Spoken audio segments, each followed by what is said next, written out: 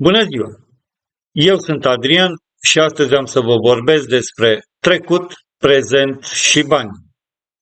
Vă întrebați probabil care este legătura. Cu puțină răbdare veți înțelege imediat. În trecut, Mihail Cogălnicianu punea bazele primei forme de organizare centralizată a identificării și înregistrării monumentelor istorice de patrimoniu ale acestui popor.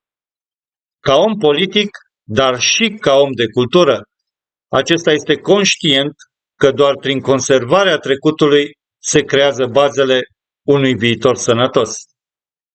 La rândul lui, Nicolae Iorga va continua munca predecesorului său, dezvoltând un întreg sistem organizat la nivel central. Acești oameni deosebiți, minți excepționale ale epocilor, au făcut tot posibilul ca identitatea milenară a acestui popor să fie cunoscută de generațiile viitoare.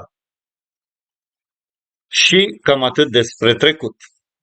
Astăzi avem un fost militar de carieră, un general în rezervă, domnul Nicolae Ciucă, care, deși a declarat public că nu va intra în politică, astăzi îl regăsim în cele mai înalte funcții publice. Și îl avem și pe domnul Marcel Ciolacu, un politician cu un trecut controversat, ambii fiind exponenții unei clase politice cel puțin incompetente. Aceștia s-au gândit în sinea eului lor propriu și personal că dacă pasează responsabilitatea Departamentului Patrimoniului Național Cultural către primării, vor avea ceva mai mulți bani pentru sinecuri, pensii speciale și contracte cu dedicație.